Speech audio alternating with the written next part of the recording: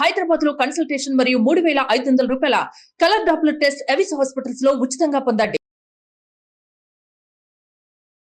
నమస్తే, మీరు చూస్తున్న సుమన్ టీవీ. నేను మీ కీర్తి. ఈ రోజు నాతో పాటు ఉన్నారు ప్రముఖ ఆస్ట్రాలజర్ బ్రహ్మశ్రీ నందిబట్ల శ్రీహరి శర్మ గురుగారు. నమస్తే గురుగారు. వాగర్థావివ సంపృక్తౌ వాగర్థ ప్రతిపత్తయే జగతః పితరౌ వందే పార్వతీ పరమేశ్వరౌ. ఆదిత్యాయ చ సోమాయ మంగళాయ బుధాయ చ గురు శుక్ర శనిభ్యశ్చ రాహవే కేతవే నమః. శృంగేరి పీఠాధిపతులకి, కంచి పీఠాధిపతులకి నమస్కారములు తెలియజేసుకుంటూ కార్యక్రమాన్ని ప్రారంభిద్దాం. ప్రధానంగా ఈ యొక్క సెప్టెంబర్ 18వ తారీఖు రోజున పాక్షిక చంద్రగ్రహణం అనేటువంటిది ఏర్పడబోతుంది. అయితే ఈ యొక్క 2024 సంవత్సరంలో ఏ గ్రహణం కూడా మన భారతదేశంలో కనిపించదు. అయితే ఈ చంద్రగ్రహణం ముంబై తీర ప్రాంతంలో ఉన్నటువంటి కొన్ని ప్రదేశాల్లో వారికి ఈ యొక్క చంద్రగ్రహణ ప్రభావం ఉంటుంది. ఎందుకంటే ఆ సమయంలో చంద్రగ్రహణం కనబడుతుంది ముంబై తీర ప్రాంత కొన్ని ప్రదేశాల్లో మన ఇండియాలో. అయితే వీక్షించేటువంటి ప్రేక్షకులు కూడా ఒక సందేహ నివృత్తి. చాలామంది ఏమనుకుంటారంటే, గ్రహణం మన భారతదేశంలో కనిపించట్లేదు కదా, నియమాలు పాటించాల్సినటువంటి అవసరం లేదు కదా. వాస్తవమే, నియమాలు పాటించాల్సిన అవసరం లేదు. కానీ ఈ యొక్క గ్రహణాలు ఈ యొక్క విశ్వానికి సంబంధించినటువంటిది. ఈ విశ్వంలో మనం జీవిస్తున్నాం, మనకు కూడా అందులో భాగమే మనము కూడా. కాబట్టి ఈ గ్రహణాలు ఎప్పుడు ఏర్పడినా, ప్రకృతి విపత్తులు ఎప్పుడు ఏర్పడినా, అనగా ఉల్కా తోకచుక్కలు, ఇవన్నీ కూడా మనం కామెట్స్ అని అంటుంటుంటాం. కాబట్టి ఈ కామెట్స్ ఏర్పడినటువంటి సందర్భంలో అది ఏ 80 సంవత్సరాలకో, 100 సంవత్సరాలకో, 150 సంవత్సరాలకో ఒకసారి కనబడుతూ ఉంటాయి తోకచుక్కలు. హేలీ తోకచుక్క ఏర్పడినప్పుడు మనకు ఈజిప్ట్ వ్యాప్తంగా కొంతమంది రాజులు చనిపోయినటువంటి సందర్భాలు, అనగా ప్రముఖమైనటువంటి వ్యక్తులు చనిపోయినప్పుడు ఈ తోకచుక్కలు కనిపిస్తాయి, చనిపోయే ముందు సమయంలో చిహ్నంగా. కాబట్టి ఈ గ్రహణాలు కూడా ఏర్పడినప్పుడు ప్రకృతిలో కొన్ని మార్పులు చేర్పులు చోటు చేసుకుంటాయి. ప్రకృతి విపత్తులు కానీ, ప్రకృతి నాశనానికి కానీ గ్రహణాల ప్రభావం కొంత ఉంటుంది. కాబట్టి మహాభారత యుద్ధం జరిగేటువంటి సందర్భంలో 2 గ్రహణాలు ఆ యొక్క ఒకే నెలలో ఏర్పడినటువంటి సందర్భంగా, కాబట్టి దాని ప్రభావం మహాభారత యుద్ధానికి దారితీసింది, జనక్షయానికి దారితీసింది. అట్లాగే ఈ యొక్క సెప్టెంబర్ 18వ తారీఖు రోజున ఏర్పడేటువంటి యొక్క చంద్రగ్రహణ ప్రభావం మన భారతదేశంలో కనబడినప్పటికీ, ఆ గ్రహణ ప్రభావం మనము ఈ విశ్వంలో ఒక పార్ట్. భారతదేశం కూడా ఎలా చూసుకున్నా సూర్యుడు చంద్రుడు అందరికీ ఒకరే కాబట్టి ఈ యొక్క చంద్రగ్రహణ ప్రభావం కొన్ని రాశుల మీద ఏర్పడుతుంది. అమెరికాలో ఉన్నటువంటి ప్రాంతంలో ఉన్నటువంటి వారికి ప్రధానంగా ఈ యొక్క చంద్రగ్రహణం ఉత్తరాభాద్ర నక్షత్రం 1వ పాదంలో ఏర్పడుతుంది. భారతదేశంలోకి వచ్చేసరికి పూర్వభాద్ర నక్షత్రం 4వ పాదంలో ఉండగా ఏర్పడుతుంది. భారతదేశ కాలమాన సమయం కనుక చూసుకున్నట్లయితే ఉదయం 6:11 నుంచి 10:17 వరకు ఈ యొక్క చంద్రగ్రహణ ప్రభావం ఏర్పడుతుంది. అయితే ఏ ప్రాంతంలో ఉన్నటువంటి వారికి ఈ యొక్క చంద్రగ్రహణ ప్రభావం ఎక్కువగా ఉంటుందంటే, యూరప్ అన్ని దేశాలు, అమెరికా అన్ని ప్రాంతాలు, అంటార్కిటికా మరియు అట్లాంటిక్ మరియు ఏషియా ప్రాంతాల్లో ఎక్కువ భాగం ఏషియా ప్రాంతాల్లో. మన భారతదేశ విషయానికి వచ్చేసరికి ముంబై ప్రాంతము మరియు ఇతర కొన్ని ప్రాంతాలు మాత్రమే ఈ యొక్క చంద్రగ్రహణ ప్రభావానికి గురవుతున్నాయి. ఇక ఈ యొక్క అమెరికాలో ఉన్నటువంటి వారికి అయితే 18వ తారీఖు అనగా 17వ తారీఖు మధ్యరాత్రి, తెల్లవారితే 18 అనగా 12:41 ప్రారంభమై 4:47 వరకు ఈ యొక్క ప్రభావం అనేటువంటిది ఉంటుంది. ఈ యొక్క చంద్రగ్రహణ ప్రభావం దాదాపుగా సుదీర్ఘ కాలంగా 4 గంటలు ఉంటుందమ్మా. మరి ఏ రాశుల వారికి ఎలాంటి ప్రభావం చూపించబోతుంది, both positive and negative wise గురుగారు? చూసుకున్నట్లయితే మనకు మంచి జరిగేటువంటి రాశుల కంటే కూడా ఈ యొక్క చంద్రగ్రహణ ప్రభావం వలన చెడు సంకేతాలు కలిగేటువంటి యొక్క రాశులు కొన్ని ఉన్నాయి. అందున చూసుకున్నట్లయితే కుంభరాశి, మీనరాశి, మేషరాశి, మిథున రాశి, కర్కాటక రాశి, కన్యా రాశి, వృశ్చిక రాశిలో జన్మించినటువంటి వారికి ప్రధానముగా ఈ యొక్క గ్రహణ దోష ప్రభావం ఉంటుంది.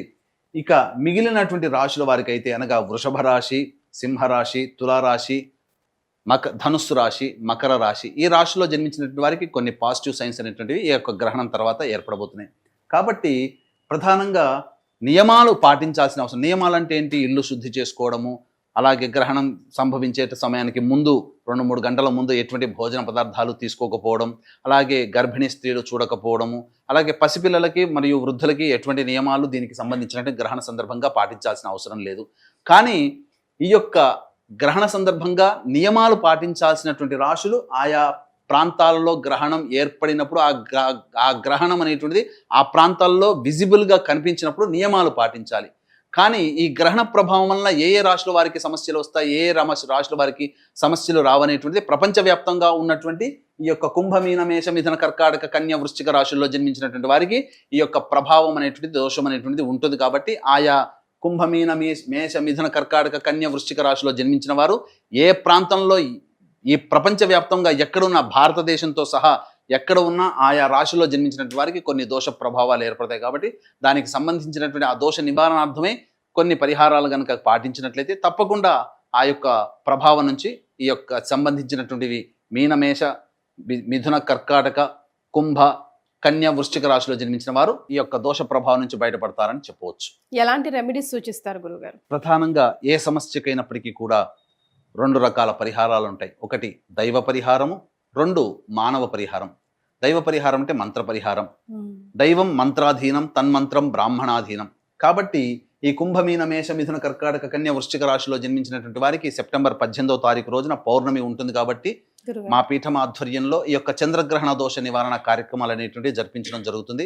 ముఖ్యంగా ఆ రోజున చంద్రుడికి సంబంధించినటువంటి దోష నివారణ అనగా చంద్రగ్రహ హోమము, అలాగే పూర్వభాద్ర ఉత్తరభాద్ర నక్షత్రంలో ఏర్పడుతున్నాయి ఒక్కొక్క ప్రాంతంలో. కాబట్టి దత్తాత్రేయ హోమము, శనీశ్వర హోమము, అలాగే ఈ రాశుల్లో జన్మించినటువంటి వారికి ప్రధానంగా దోషం ఉంటుంది కాబట్టి మృత్యుంజయ హోమం ముఖ్యంగా ఆరోగ్యం మీద ప్రభావం చూపుతుంది. కాబట్టి మృత్యుంజయ హోమము, లక్ష్మీ హోమము, సుదర్శన హోమం లాంటివి, అలాగే వివాహం కాని అబ్బాయిలు అమ్మాయిల కోసమై హోమాది కార్యక్రమం, ఇలా 18 రకాల హోమాది కార్యక్రమాలు ఆ సెప్టెంబర్ 18వ తేదీన కేవలం 1500 రూపాయలకి మా పీఠం ఆధ్వర్యంలో ఈ కుంభమీన మేష మిథున కర్కాటక కన్య వృశ్చిక రాశుల్లో జన్మించినటువంటి వారికి చేయించడం జరుగుతుంది. అలాగే మానవ పరిహారం అనగా అందరికీ దైవ పరిహారం చేసుకునే శక్తి ఉండదు. కాబట్టి మానవులుగా జన్మించినటువంటి మనము ఆ యొక్క దైవానుగ్రహాన్ని పొందే ప్రయత్నంగా మనకి మనం చేసుకునేటువంటి పరిహారాలు కూడా తెలియజేస్తానమ్మా.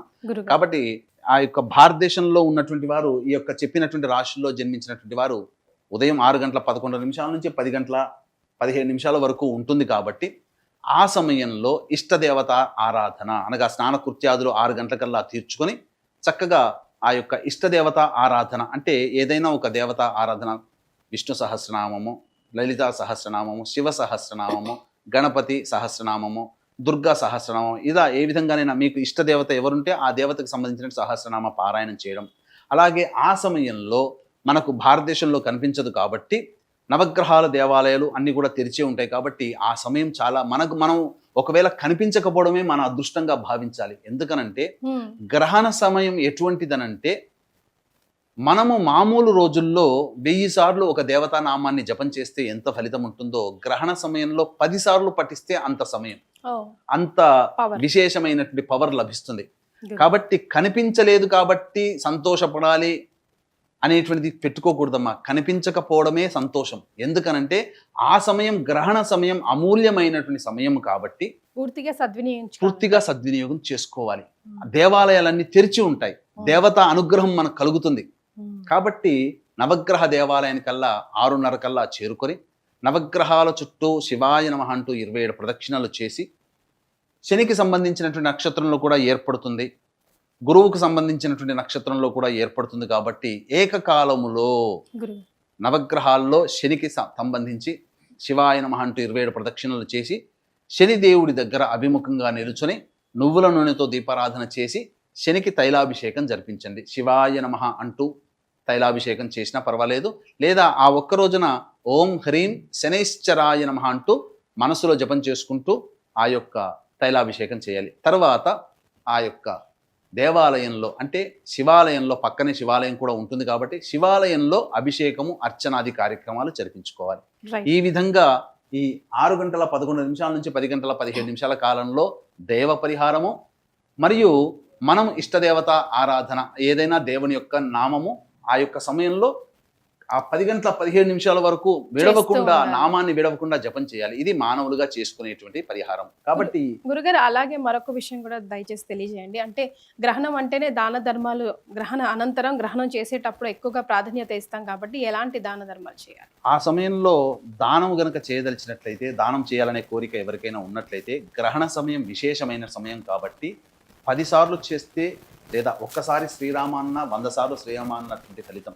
కాబట్టి ఆ సమయంలో చంద్రగ్రహణం కాబట్టి బియ్యము, వెండి చంద్రబింబము మరియు పూర్వభాద్ర ఉత్తరాభాద్ర నక్షత్రంలో ఉన్నాయి కాబట్టి శనగలు, నల్ల నువ్వులు బ్రాహ్మడికి దానం చేసి సంకల్పం చెప్పి బ్రాహ్మడికి దానం చేసినట్లయితే గ్రహణ దోషం ఈ కుంభమీన మేష మిథున కర్కాటక కన్య వృశ్చిక రాశిలో జన్మించినట్టు వారికి గ్రహణ దోషం తొలగిపోతుంది.